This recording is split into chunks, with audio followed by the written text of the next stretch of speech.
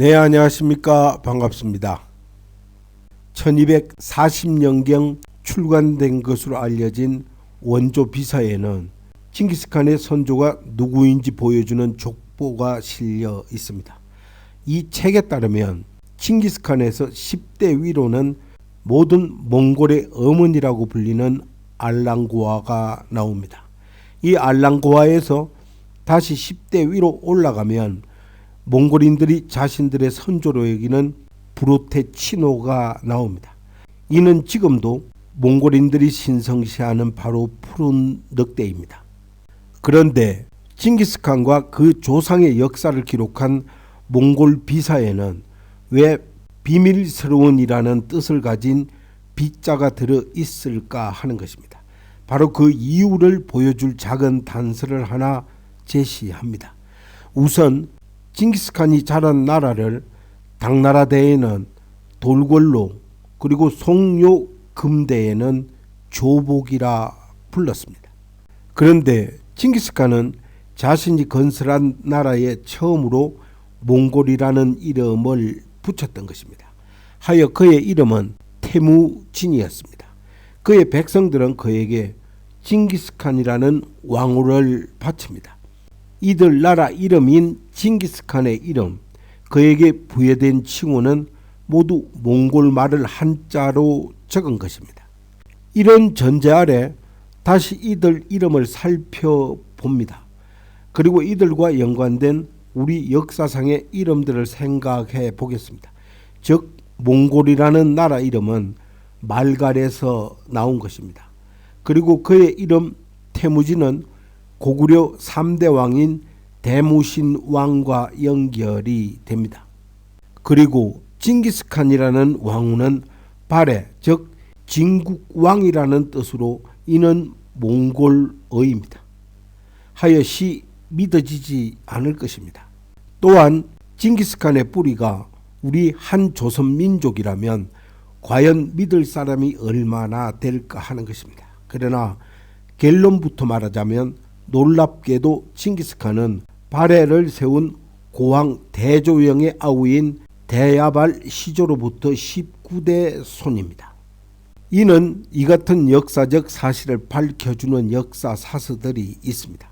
징기스칸의 족보와 곧 아랍 투르크어로 사자라입니다.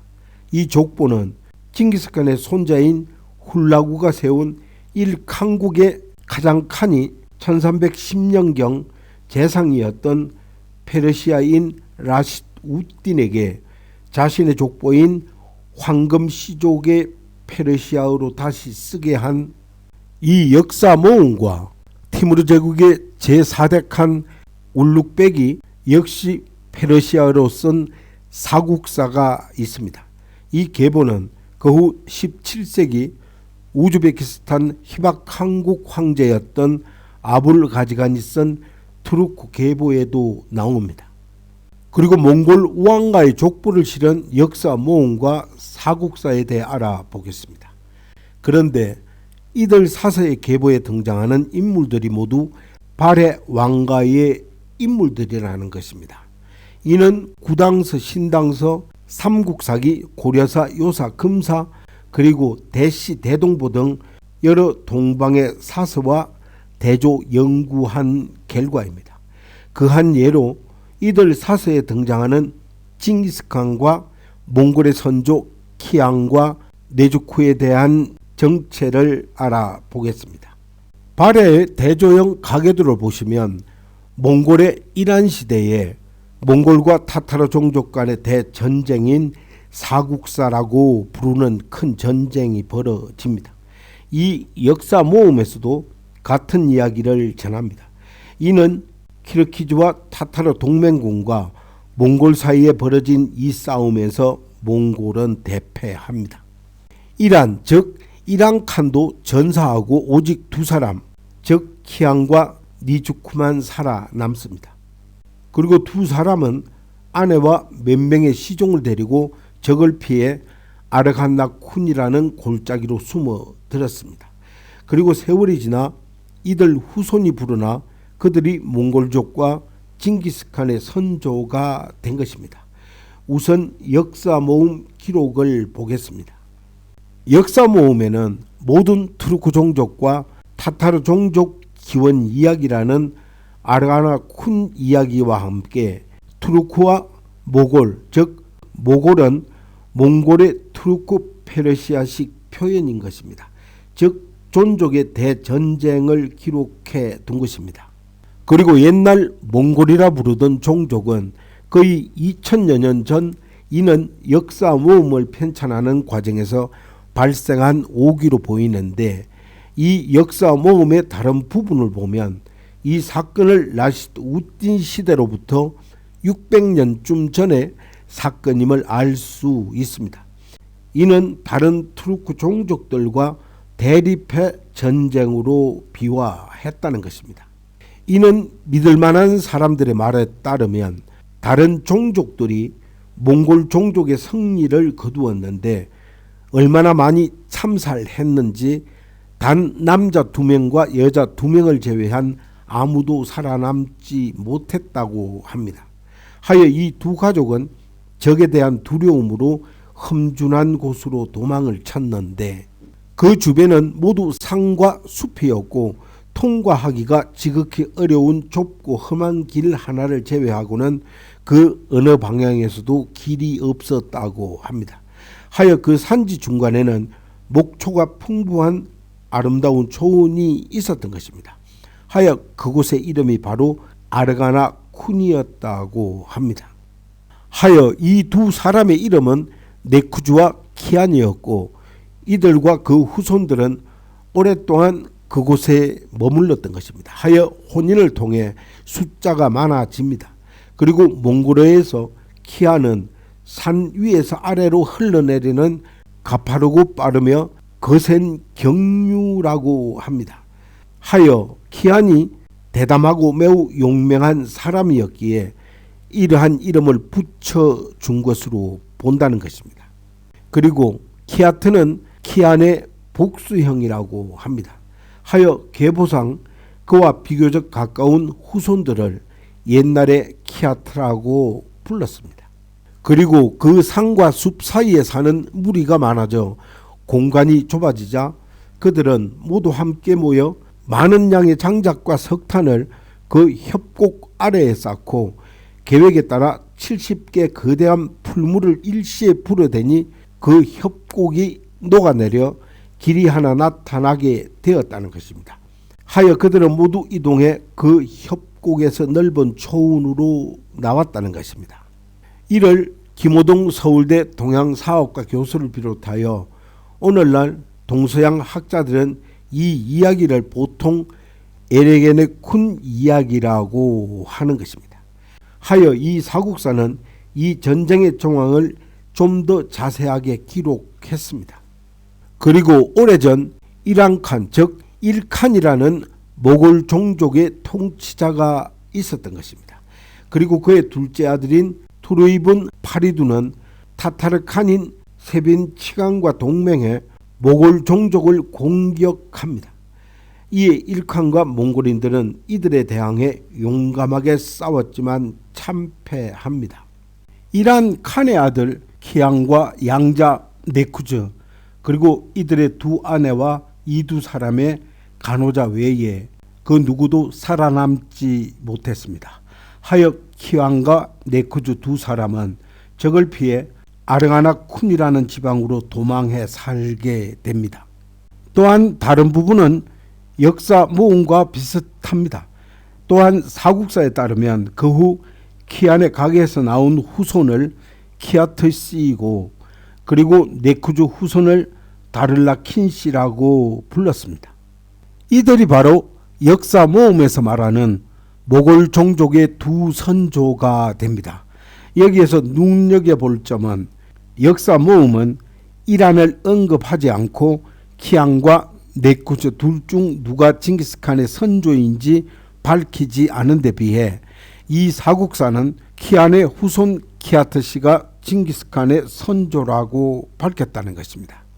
그렇다면 이란과 키안, 네쿠즈 등은 과연 누구인가 하는 것이고, 또한 아르가나 쿤은 어디이며 또한 이 전쟁은 어느 전쟁을 말하는 것인가 하는 것입니다. 하여 이 물음에 답하려면 먼저 역사 모음의 키아트시 곧 사국사의 키아트시 정체를 파악해야 합니다. 이는 1008년에 편수된 송나라 봉광운을 참조하면 키아트는 놀랍게도 글씨로 이는 8, 9세기경 한자음입니다. 이 자전은 이 글자를 법거 그리고 홀 반절 곧 우리말 소리로 거리라고 적었던 것입니다. 하여 당시 남송인들은 거를 키오트라 발음을 한 것입니다. 그런데 우리 역사에는 이 거를 성으로 쓴 인물이 있습니다. 그는 바로 발해를 세운 대조영의 아버지 걸걸중상입니다. 이 대조영의 선조들은 우리말 글씨를 한자의 소리만 빌려 글씨라고 했고 이를 대조영이 같은 뜻의 한자인 대씨로 바꾸어 쓴 것입니다. 하여 결국 키안의 후손인 키아트 시족의 성은 글씨 곧 클씨라는 말이 됩니다. 그러면 키안의 아버지 일칸은 누구인가 하는 것인데 이는 구당서와 대씨 대동부 등은 글씨 가문 대조영의 아우 대야발에게는 원기와 이라 두 아들이 있었다고 합니다. 하여 이 둘 가운데 이라가 바로 일칸이라는 것이고 일칸과 이라는 비슷한 소리이자 같은 뜻을 가진 이름이라는 것입니다. 하여 글씨 성을 쓴 대조영의 아버지 걸걸중상입니다. 이는 우리나라의 대씨 대동보와 사서는 키안에 해당하는 인물에 대해서는 기록하지 않았습니다. 그리고 키안은 오늘날 대씨와 태씨 직계 선조가 아니라 반계 선조이기 때문입니다. 그들의 직계 선조는 대조영의 아우 대야발의 후손인 발의 제2왕가입니다.